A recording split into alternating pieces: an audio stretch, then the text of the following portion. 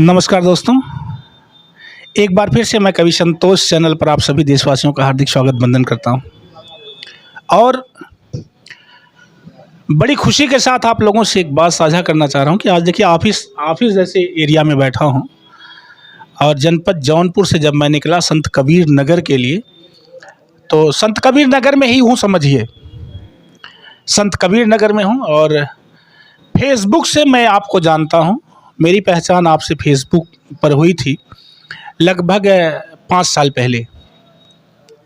जो चेहरा आपको फ्रेम में दिखाई पड़ रहा है, इस चेहरे की बात मैं कर रहा हूँ कि 5 साल पहले मेरी पहचान जो है फेसबुक से हुई थी। आपकी फेसबुक पर एक्टिविटी, आपकी मेहनत, समाज के प्रति आपका त्याग, आपका समर्पण देखते देखते मुझसे नहीं रहा गया और जब मैं यूट्यूब में आया, मुझे लगा कि यूट्यूब में मुझे काम करना चाहिए। तो जो मेरा संकल्प है कि ऐसे सामाजिक कार्यकर्ताओं की आवाज़ से आपको परिचित करवाएंगे, लेकिन ये आवाज़ आप तक जाए, इस आवाज़ की पहचान आपसे हो, यानी मेरे चाहने वाले दर्शकों से इस आवाज़ की पहचान हो।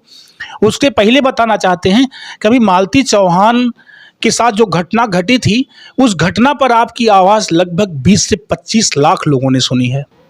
तो सबसे पहले तो अब चलते हैं, इस आवाज़ की तरफ रुख करते हैं। डॉक्टर साहब, मैं अपने कवि संतोष चैनल पर आपका बहुत बहुत बहुत बहुत स्वागत करता हूं और मुझे खुशी है कि सामाजिक कार्यक्रम के अलावा, सामाजिक सेवा के अलावा जब यूट्यूब पर किसी यूट्यूबर के लिए आपने अपनी आवाज़ दी तो लगभग 25 लाख लोगों ने आपको सुना। तो सबसे पहले तो मैं अपने चैनल परिवार की तरफ से, अपनी तरफ से, गीत संगीत वाले परिवार फैमिली की तरफ से आपके पूरे परिवार को हार्दिक बधाई, धन्यवाद, शुभकामना देता हूँ।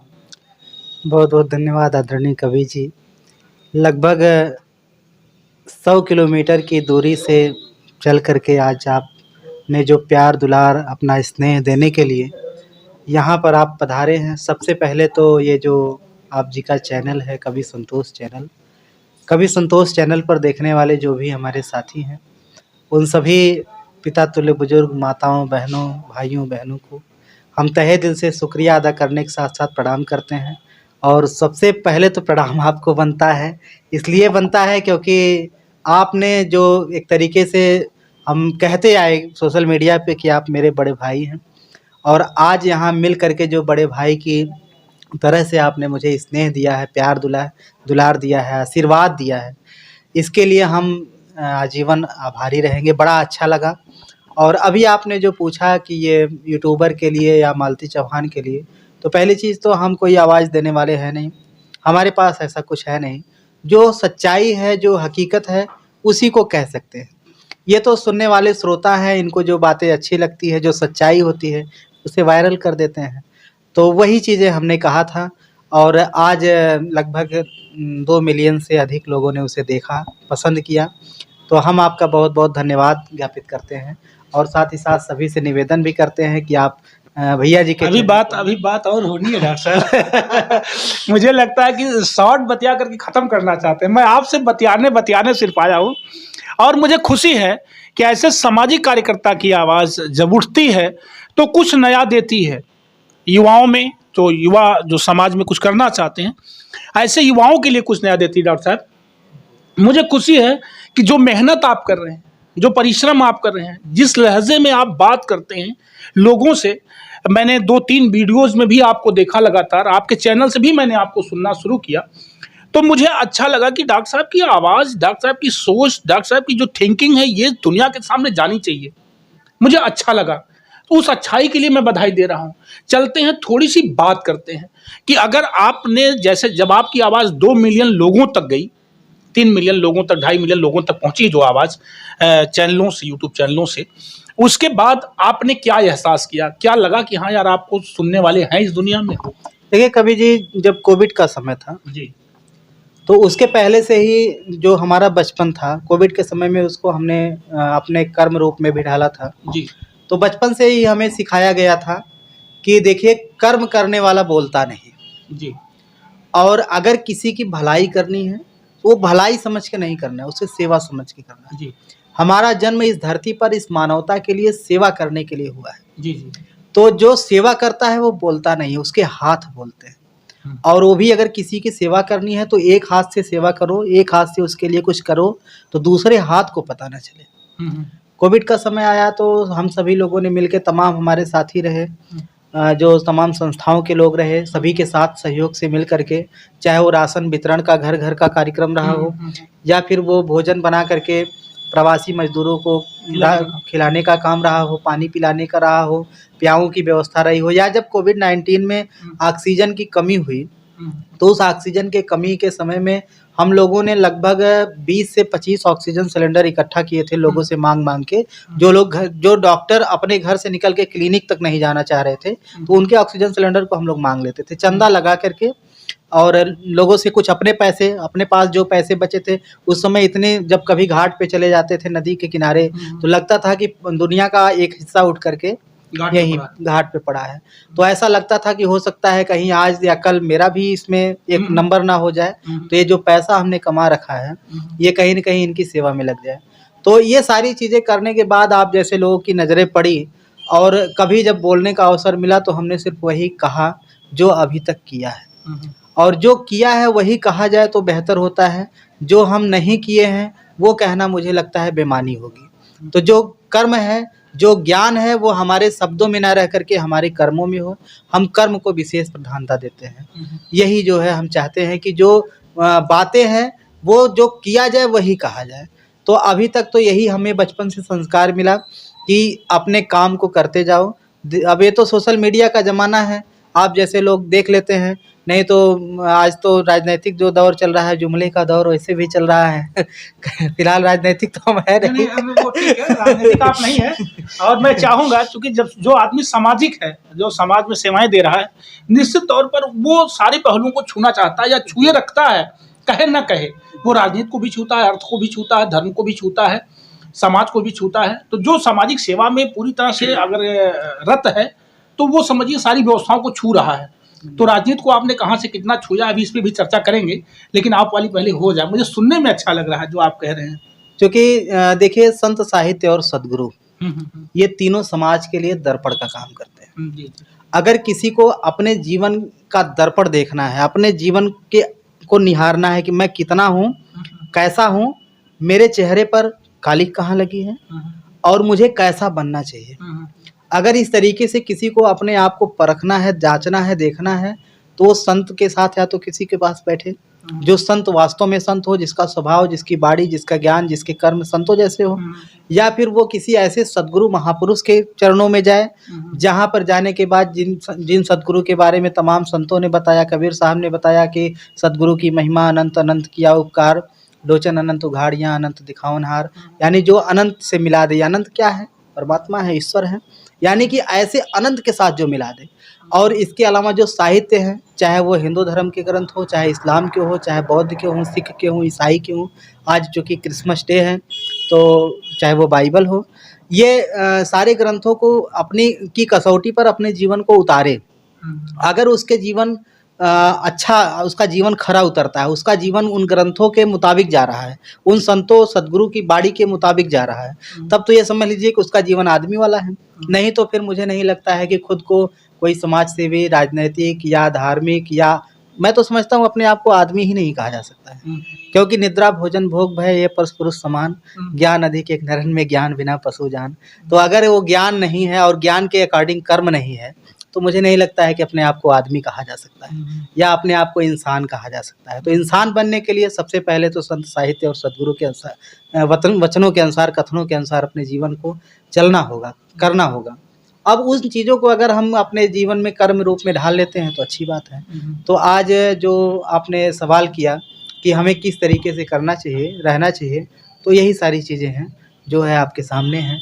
तो इस बीच में अगर कहीं कभी किसी को बीमारी आ गई, किसी को समस्या आ गई, किसी ने फ़ोन कर दिया, आपने भी कई बार किया है कि किसी को कोई बीमारी आ गई, समस्या आ गई, डॉक्टर साहब ये समस्या है, तो रात हुआ या दिन हुआ, जो हमारे पास ज्ञान रहा या जो हमारे पास नहीं रहा, तो भी हम लोगों से सलाह लेकर के उसे उसकी मदद किए, यही सब होता है। डॉक्टर साहब, ये एक चीज़ अच्छा और है कि मैं देखता हूँ कि सांप काटने की दवा या बिच्छू के डंक की दवा, तो सबसे पहले मैं चाहता हूँ कि जो लोग आपको देख रहे हैं, आपके थोड़े से कर्म क्षेत्र को और जानें कि कहाँ से आप जुड़े हैं। मुझे तो बहुत नहीं, मैं तो जब बीमार हुआ फ़ोन किया, दवाई ले ली। तो मैं चाहता हूँ, कभी सांप ने मुझे काटा नहीं, बिच्छू ने कभी डसा नहीं है। काटे भी रहे। तो देखिए इसमें कहाँ तक क्या है? देखिए हमारे हम तो देहात के रहने वाले हैं। देहात में लोग कहते हैं भाई दुश्मन को भी सांप ने काटे। सांप ने काटे। अगर किसी को गलती से या किसी वजह से सांप जो है, पहली चीज़ तो सारे सांप जो है मांसाहारी नहीं होते हैं।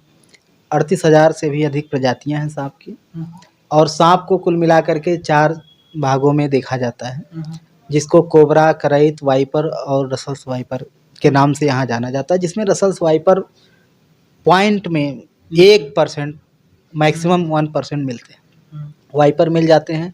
सबसे अधिक जो सांप की वैरायटी है वो करैत की है, जो मांसाहारी। जो कोबरा है वो मांसाहारी नहीं होती है, जिसको हम लोग फेटार कहते हैं, नाग भी कह लेते हैं। तो ये मांसाहारी नहीं होता है, ये सेल्फ डिफेंस में अटैक करता है। तो जहाँ तक आप सांप के काटने की बात कर रहे हैं, तो देखिए अब वीडियो पे तो उपचार बता नहीं सकते। हो सकता है अभी वीडियो कोई देखे और देखने के बाद उपचार शुरू कर दे, कहे कि कभी संतोष जी ने वीडियो एक डॉक्टर साहब का डाला था। तो सबसे पहले जो एक तरीके से फर्स्ट एड है, प्राथमिक उपचार, जो हर घर अपने घर में तत्काल काटने, सांप के काटते ही जो कर सकता है, जैसे उसको जब सांप काटता है तो वहाँ पे कुछ जहर छोड़ देता है, निशान हो जाता है, तो उस निशान को अच्छी तरह से धुल ले, ताकि जो भी जहर है वो जहर जितना ज़्यादा हो सके धुल जाए। डिस्पोजल के नुकीले वाले आगे वाले हिस्से को तोड़ करके वैक्यूम बना ले, उसको लगा करके वहाँ से जितना हो सके जहर को खींच ले। इसके अलावा मरीज को आपने सुना होगा कि लोग घी पिलाते हैं, जौ कुचवाते हैं। तो जौ इसलिए चबवाते हैं ताकि उसके दांत की जो कैपेसिटी है वो बनी रहे, कि हाँ ठीक है वो मुंह को चला पा रहा है।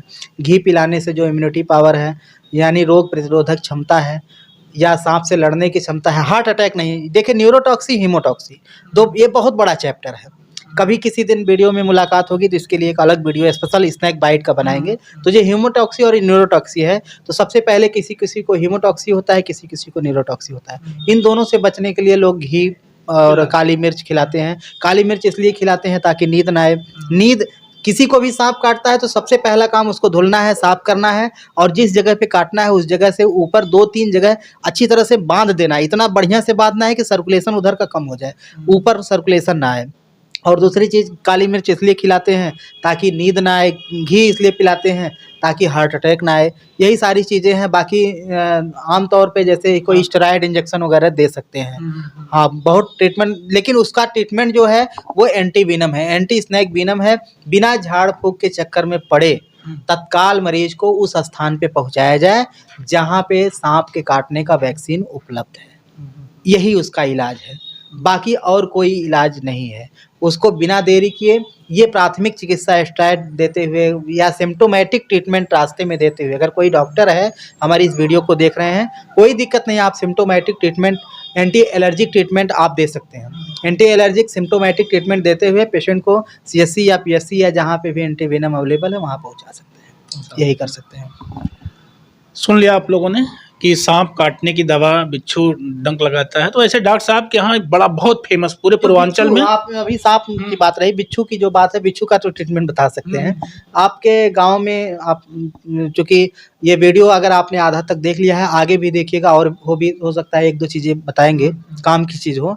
जो बिच्छू का इलाज है, इसका बहुत अच्छा उपचार मैं बता दे रहा हूँ वीडियो के माध्यम से। आपके गाँव में या घरों में एक आयुर्वेदिक नाम है अपामार्ग, जिसको चिरचिटा बोलते हैं। इतना बड़ा बड़ा फल होता है। 2 वैरायटी होती है, एक बहुत बारीक बारीक होता है, कपड़ों में फंस जाता है, और वो वाला नहीं, एक जो बड़ा बड़ा थोड़ा होता है, उसको भी यहाँ काटा होता है, उसको फेंक देंगे, कपड़े में फंस जाता है। उसी को उखाड़ लाना है, उसकी जड़ को धुल लेना है, जड़ को काट करके नमक मिला करके और पीस लेना है। जहाँ पे बिच्छू ने डंक मारा है वहाँ लगा दीजिएगा, घबराइएगा नहीं। 10 मिनट मरीज को सांत्वना दीजिएगा। 10 मिनट के बाद उस लेपन को बदल दीजिएगा, लेकिन 10 मिनट में लगभग 70% उसका दर्द कम हो जाएगा। दूसरी बार जब आप लेपन लगाएंगे तो 100% कम हो जाएगा। नहीं कम होगा, संतोष भैया को फोन करिएगा। ऐसा हो ही नहीं सकता है कि ना कम हो। क्या बात है, आपने सुन लिया। और मुझे जो मेरे संज्ञान में जो मुझे ज्ञात है कि पूरे पूर्वांचल की तो बात मैं नहीं करता, हो सकता कि मैं ना जानता हूँ, लेकिन सांप और बिच्छू की दवा जिस लेवल से आप दोनों लोग, यानी आप और आपकी पत्नी दोनों लोग, अग्निता हॉस्पिटल अम्बेडकर नगर में और एक हॉस्पिटल आपका बस्ती में, भाई गोरखपुर में जहाँ जहाँ आपने सेंटर बनाया, जो इलाज आप दे रहे हैं, निश्चित तौर पर ये तारीफ़ काबिल है। बराबर एक ना एक अपडेट आपकी फेसबुक से मुझे मिलती रही है। सर, मेरे दर्शकों के लिए कुछ आप कहना चाहेंगे? देखिए, दर्शकों से यही निवेदन करना चाहेंगे, पूरे भगोने के एक-एक चावल को दबा करके नहीं चेक किया जाता है कि चावल पका है कि नहीं पका है। एक चावल को पकड़ लिया जाता है और पता चलता है कि पका है कि नहीं पका है। उसी तरीके से उसको डन कर दिया जाता है या थोड़ी देर और आँच पे पकाया जाता है। उसी तरीके से हम कहना चाहेंगे कि अगर कोई नौजवान देख रहे हैं, कोई अगर छात्र देख रहे हैं, कोई मज़दूर देख रहे हैं, कोई किसान देख रहे हैं, कोई बेरोज़गार देख रहे हैं, या अगर आपके पास नौकरी है, कोई व्यवसाय है, हम आप सभी मिल कर के ये भारत है, और इस भारत देश की उन्नति ही हमारी उन्नति है, और हमारी उन्नति ही ये देश की उन्नति है। तो हम सभी को मिल कर के अपने आचार, व्यवहार, विचार, अपने शिष्टाचार से इस देश को आगे बढ़ाना है। ये ज़रूरी नहीं कि हमारे पास धन है तभी देश आगे बढ़ेगा। हम अच्छे कर्मों के ज़रिए, अपनी बोली के ज़रिए, अपनी भाषा के ज़रिए, अपने व्यवहार के ज़रिए, अपने संस्कार को, अपने आने वाली जनरेशन, जो हमारी आने वाली पीढ़ियां हैं, आने वाली पीढ़ियों को अच्छा संस्कार दे करके भी देश को आगे बढ़ा सकते हैं। तो हम यही निवेदन करना चाहेंगे सभी से कि भैया कवि संतोष जी का ये चैनल है, इस चैनल पे अगर आप पहली बार हैं तो इसे सब्सक्राइब करें, लाइक करें, शेयर करें, अपना स्नेह दें। हमने भी एक चैनल अभी इसी महीने में आपके कहने पर बनाया है, अभी ज़्यादा दिन नहीं, 1 हफ्ते 10 दिन हुआ है, तो आप उसे भी स्वतंत्र आवाज़ जनसंवाद, स्वतंत्र आवाज़ जनसंवाद के नाम से चैनल है। आप अगर हमें अपना स्नेह, दुलार, प्यार, सत्कार देंगे तो हम आभारी आजीवन आपके रहेंगे। तो हम सभी से निवेदन करेंगे कि आप भैया का सहयोग हमेशा करते रहें और इस तरीके से देश की तरक्की में, विकास में अपना योगदान प्रदान करते रहें। बहुत बहुत धन्यवाद।